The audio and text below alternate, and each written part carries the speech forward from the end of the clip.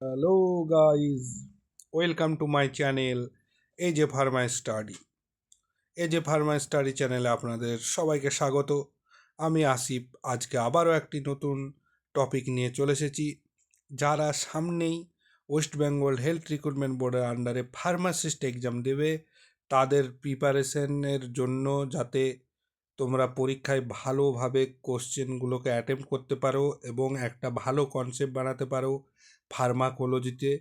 তো সেই ফার্মাকোলজি সাবজেক্টের উপর আমি একটা এমসিকিউ এর কোশ্চেন অ্যান্সার পর্ব নিয়ে চলে এসেছি।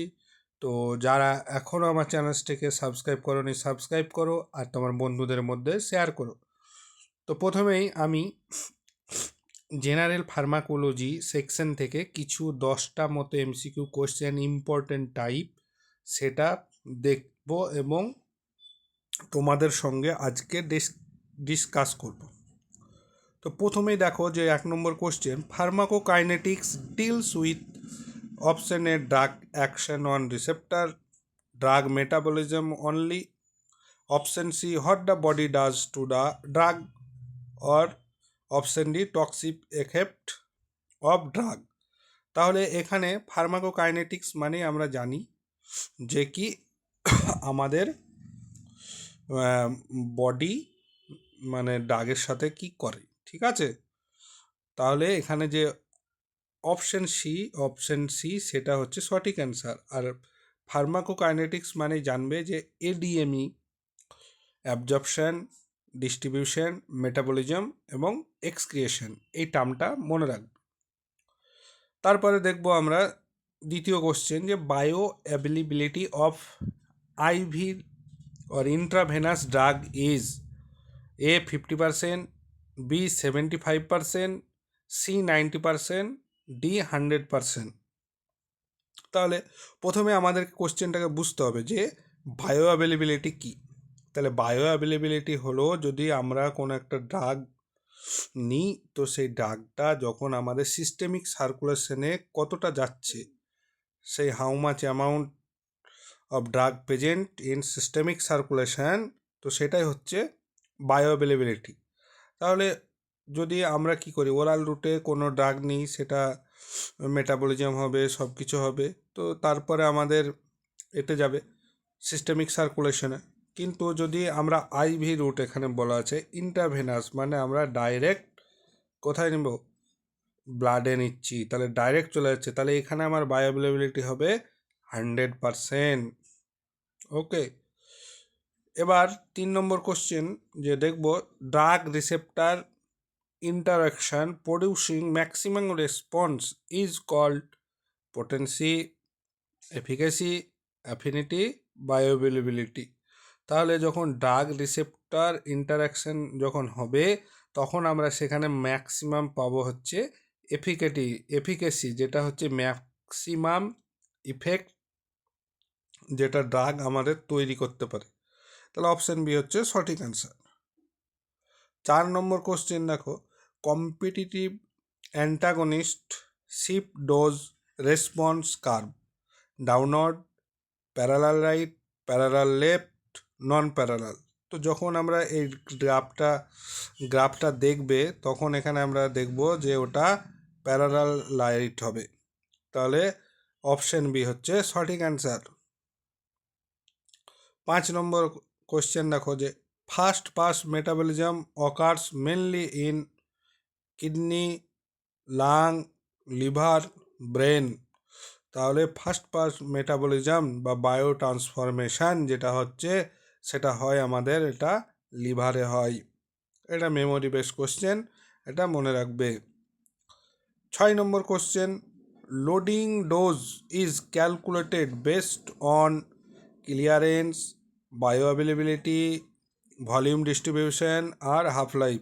তো লোডিং ডোজ যখনই টার্মটা জানবে তখনই দেখবে, তখনই এটা হবে যে ভলিউম অফ ডিস্ট্রিবিউশন বেস করে আমরা ক্যালকুলেশন করব। তাহলে অপশন সি হচ্ছে সঠিক অ্যান্সার। 7 নম্বর কোশ্চেন দেখবো এবার, প্লাজমা প্রোটিন বাইন্ডিং ডিক্রিজেস। কি করে, যখন প্লাজমা প্রোটিনের ড্রাগ বাইন্ডিং হয় তখন সেটা কি করবে, কি ডিক্রিজ করবে? ফ্রি ড্রাগ, কারণ ফ্রি ড্রাগ থাকবে না, তো সেটাই হচ্ছে অপশন এ সঠিক অ্যান্সার। এবার half life of drug depends on dose, clearance and volume distribution. Option C route, D potency। তাহলে দেখো, যদি হাফ লাইফ বলা হয় যে 50% অফ ড্রাগ যখন আমাদের প্রেজেন্ট থাকে প্লাজমাতে, সেটাই হচ্ছে ড্রাগের হাফ লাইফ, তো সেটা কি হবে? ক্লিয়ারেন্স আর ভলিউম ডিস্ট্রিবিউশনের উপরই ডিপেন্ড হবে। তাহলে অপশন বি হচ্ছে সঠিক অ্যান্সার। 9 নম্বর কোশ্চেন, এটা খুবই একটা ইম্পর্টেন্ট কোশ্চেন, যে idiosyncratic reaction is dose related, predictable, genetic, allergic. তাহলে ইডিওসিনক্রেটিক যে রিয়াকশান সেটা জানবে জেনেটিক একটা আমাদের যে ইভেন্ট আছে, কারণ ইডিওসিনক্রেটিক দেখা যায় সেটা হচ্ছে genetic. Therapeutic index indicates safety margin, potency, duration, efficacy. তাহলে আমাদের যে থেরাপিউটিক ইন্ডেক্স সেটা কি করে? সেফটি মার্জিনটাকে ইন্ডিকেটস করে। তাহলে অপশন এ হচ্ছে সঠিক অ্যান্সার। এবার আমরা চলে আসবো বি সেকশনে। তো সেখানে আমরা দেখবো যে অটোনমিক নার্ভাস সিস্টেম, সেখানে কি আছে দেখো, drug of choice for acute asthma, salbutamol, propranolol, atenolol, phenylephrine. তাহলে যদি আমরা অ্যাস্থামার পেশেন্টে দেখি, তাহলে আমাদেরকে কী হতে হবে? ব্রঙ্কোডায়ালেটর ইউজ করতে হবে। তো এখানে আমাদের ব্রঙ্কোডায়ালেটর কি দেখো, অপশন এতে আছে সালবিউটামল। ঠিক আছে, এবার হচ্ছে 12 নম্বর কোশ্চেন, যে অ্যাট্রোপিন ইজ এ, এটা হচ্ছে মাসকারেনিক অ্যান্টাগনিস্ট। এটা হচ্ছে memory base question. Adrenaline acts on, কোন রিসেপ্টরকে আমাদের অ্যাক্টিভেট করে? অ্যাড্রিনালিন জানবে যে আলফা প্লাস বিটা বোথ রিসেপ্টরকেই অ্যাক্ট করে। 14 number question, drug used in organophosphate poisoning, যখন অর্গানোফসফেট পয়জনিং হয় তখন আমরা কোন ড্রাগ ইউজ করি? তো এটা হচ্ছে অ্যাট্রোপিন। ঠিক আছে, 15 নম্বর কোশ্চেন দেখো, নন সিলেক্টিভ বিটা ব্লকার, যেটা বিটা ব্লকার নন সিলেক্টিভ, বিটা 1 বা বিটা 2 যাকে খুশি ব্লক করতে পারে, তাহলে সেটা হচ্ছে কি? প্রোপানল। প্রোপানল হচ্ছে একটা non selective beta blocker. Neostigmine is used in myasthenia gravis, Parkinson, asthma, epilepsy. তাহলে এখানে বুঝতে পারছো যে নিওস্টিগমাইন অ্যান্টিকোলিনেস্টারেজ, সেটা কি করে? মাইস্থেমিয়া গ্রাভিসে ইউজ হয়। প্যারাসিম্প্যাথোমিমেটিক ড্রাগ কজ মিডিয়াসিস, ট্যাকিকার্ডিয়া, ব্রঙ্কোডাইলেশন, মায়োসিস। তাহলে এটা কি করে? প্যারাসিম্প্যাথোমিমেটিক্স ড্রাগ যেগুলো, সেগুলো আমাদের মিওসিস করে। ঠিক আছে, ফিনাইলেফ্রিন, এটা হচ্ছে একটা আলফা অন অ্যাগনিস্ট। তাহলে এই যে এই আমাদের অটোনমিক নার্ভাস সিস্টেমের উপর যে সমস্ত ড্রাগগুলো আছে সেগুলো দেখে নেবে, কোনটা আলফা অন অ্যাগনিস্ট, কোনটা অ্যান্টাগনিস্ট, বিটা ব্লকার। তো এগুলো কিছু ইম্পর্টেন্ট টাইপ যেগুলো আছে পড়ার মতো সেগুলো দিলাম, আর বাকিগুলো একটু তোমরা দেখবে। এবার আছে কার্ডিওভাস্কুলারের উপর বা ডায়োরেটিক্স। তাহলে দেখো যে ফার্স্ট লাইন ড্রাগ ফর হাইপার টেনশনের ফার্স্ট লাইন ড্রাগ কোনটা? ডিজক্সিন না এসি ইনহিবিটরস? হ্যাঁ, এসি ইনহিবিটরসই হবে, কারণ অ্যাড্রিনালিনও হবে না, ডোপামিনও হবে না। তাহলে এসি ইনহিবিটরস হচ্ছে ফার্স্ট লাইন ড্রাগ। ঠিক আছে, ক্যাপটোপ্রিল, এনাডোপ্রিল।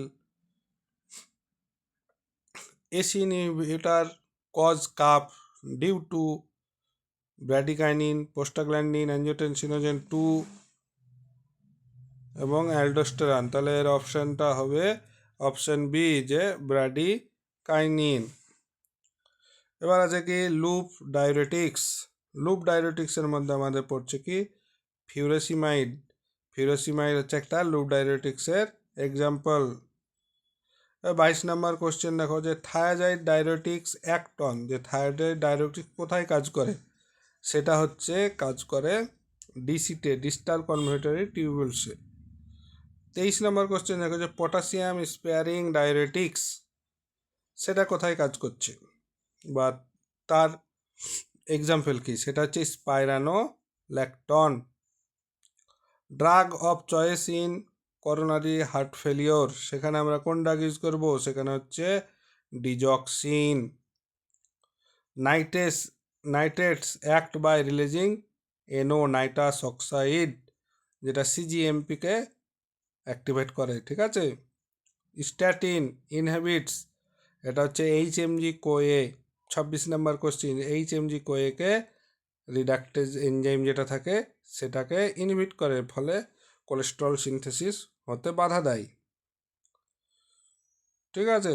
এবার দেখো যে 27 নম্বর কোশ্চেন আমাদের অ্যাডভার্স ইফেক্ট অফ ডিজক্সিনের অ্যাডভার্স ইফেক্ট কি, সেটা হচ্ছে অ্যারিদমিয়া হচ্ছে ডিজক্সিনের অ্যাডভার্স ইফেক্ট।